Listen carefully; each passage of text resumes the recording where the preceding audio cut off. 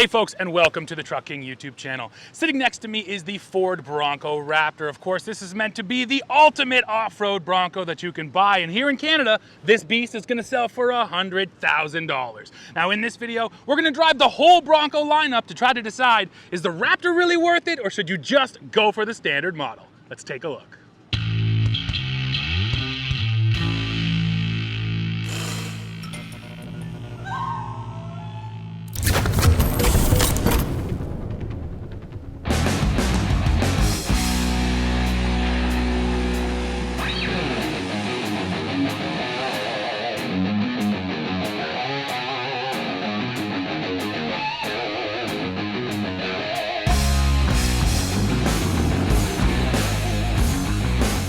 So the Raptor, this is the ultimate off-road Bronco, and you basically know it right away just by looking at this thing. It's about 10 inches wider than the rest of the Bronco lineup.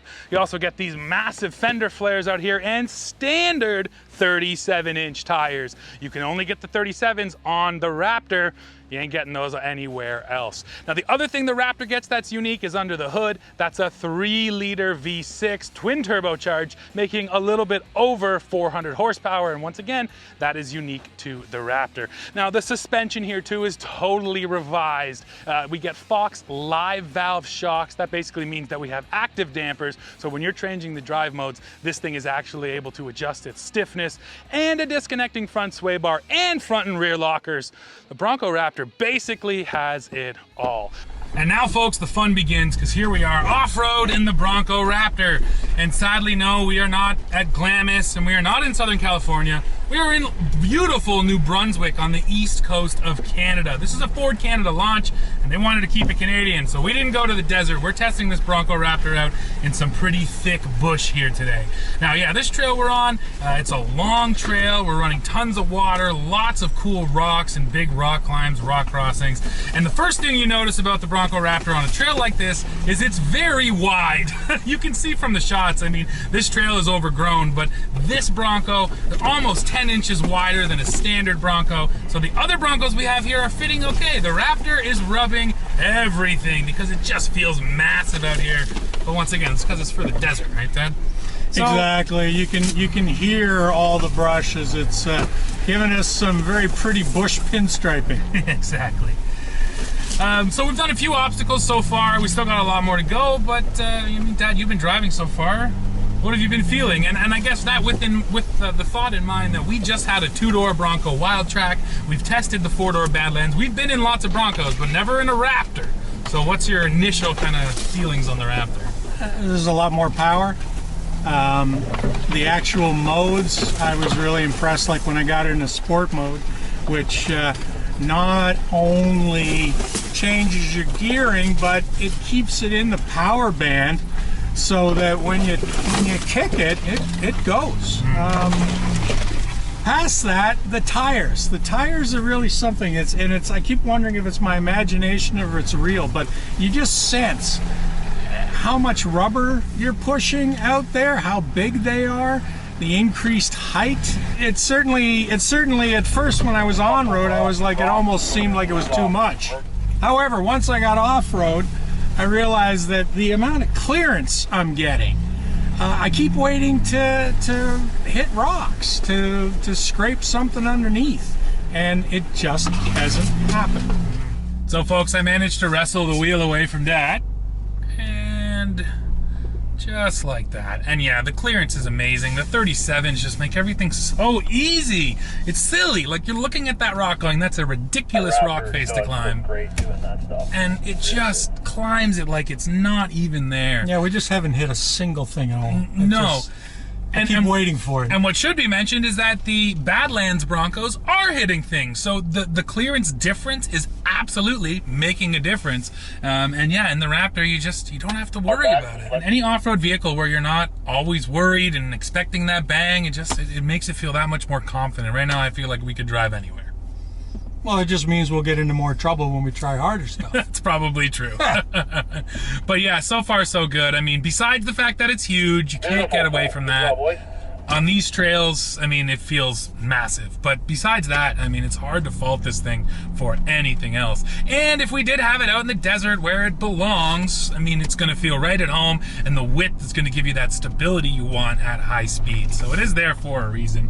Now, one other thing I find myself really liking are the huge fender flares here, because I can see them, and it gives me an exact sense for how wide the vehicle is. So when I'm kind of leaning out driver's side, you get an exact idea of where your tires are gonna be. And again, in such a wide vehicle, that is important. And in fact, the Raptor is so wide here that it has to have the light markers which are required by the DOT. So if you didn't think it was that wide, yeah, no, it really is. Yeah.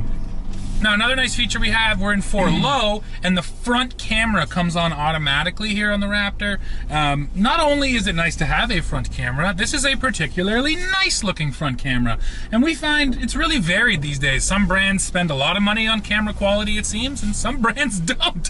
But here in the Ford, yeah, everything is crystal clear. And I've been paying attention too. That gives you the wheel marker, so it shows you where your wheels are gonna be. And it's dead on. Like, I've been watching, there's the rock, there's the marker, there's the wheel hitting it, and so far so good. So that's another feature. And in a huge vehicle, you need more eyeballs, and the cameras are doing that for us. Now, we also have Ford's trail control and one pedal drive. We've used them a ton in the past. I'm not using them today. I'm just gonna keep it simple today and tell you that these systems are great because they work really well, but they're not as fun as doing it yourself. And today we're out here having fun, so we're just doing it ourselves. So what we also have here in the Bronco is trail turn assist. In essence, what it does is it locks the rear inside tire on a turn, which then allows you to like spin around that axis.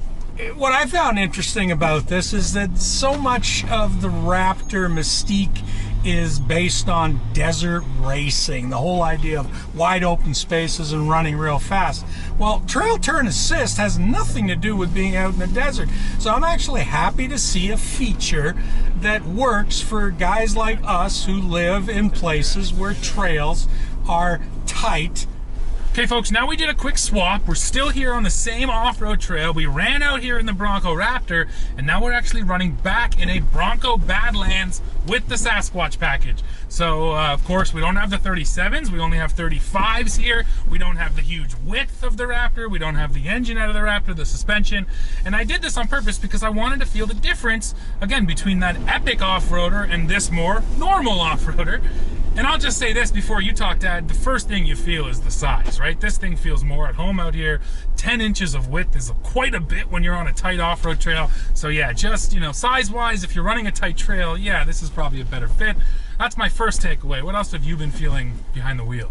I gotta tell you exactly that. I mean, it's just like, all of a sudden, I'm in this Badlands and it feels smaller, it feels lighter, it's more nimble, and I mean, it's in my head, I know that, but on the other hand, you know, like you just said, on our trails, 10 inches, that's a lot. Yeah. It's the difference between I'm getting through and I'm, you know, scratching up the paint job. Totally. So, yeah, and as I think we've said with Bronco right from the first time we ever drove it, it's incredibly capable. Yeah. So despite the fact that we're not on the 37s, these 35s are doing a great job. Everything about the Bronco is just, I have yet to find anything that I really disliked about it.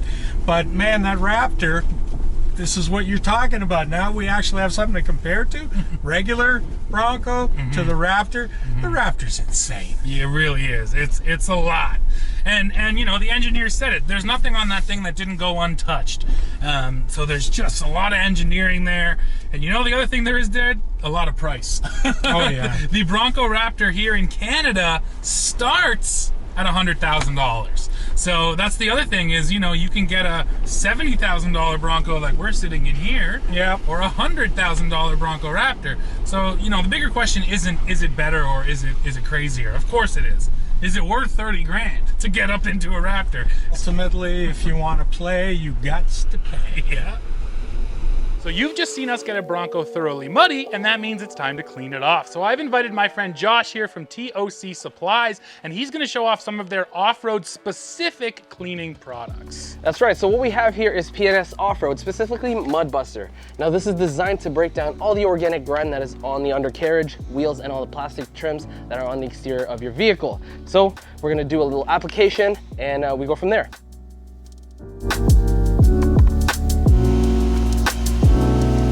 Right up next, we have P&S Off-Road Wide Open. Now this is gonna be your contact wash and also your pre-wash foam. So we're gonna foam the car first before rinsing it, just so we can get enough lubrication, and that way we can try and melt as much mud as we can.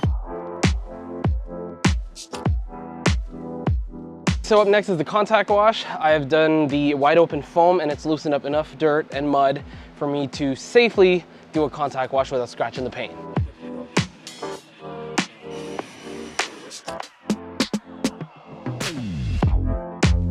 All right, everyone, so the Bronco is all done, it's all clean. So Steven, what'd you think of it, man? This thing is gorgeous, dude. You know, I love coming out here and getting them muddy. I don't personally love cleaning them, I'll be honest. It did a nice job, and you know what? The evidence is right here. That's a fresh looking Bronco. So if you guys are interested in those cleaning supplies that you just saw, go below into the description box. You'll be able to find a link down there with a unique code so that you will get a discount and you can pick up some of these for yourself.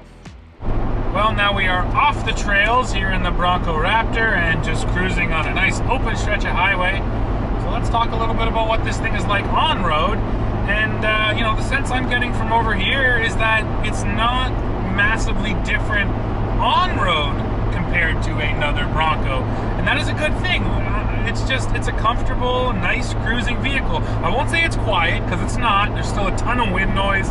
Anytime you have an open roof and big tires, it's going to be noisy. So yes, it's noisy, but it cruises along here nice and comfortably, and it doesn't look like you're having to work to drive it like, you know, a Wrangler. So what do you say about driving empty here in the Raptor? No, you're right. You're not working hard at it. You're not sawing away on the wheel. I think that's the key again, is the amount of off-road capability is insane for how good this thing is when you're just driving back and forth on the pavement. Yep, just remember that with these removable roof panels, you're going to get wind noise. Yeah, it's noisy. So now you've already heard us kind of comparing it to the Wrangler because that's just the natural thing. You have to do it. And here with Bronco Raptor specifically, we have to compare it to the Wrangler 392 with that big V8. Now, they're both really impressive off-road vehicles. My sense with the Raptor here is that there's a little bit more engineering that went into this vehicle to make it more off-road ready. Things like just the added width here, the track, the 37s, the active suspension. The Wrangler 392 also gets unique suspension, 35-inch tires, and then it just more feels like they shoehorned a massive V8 into a Wrangler. Now that's not a bad thing.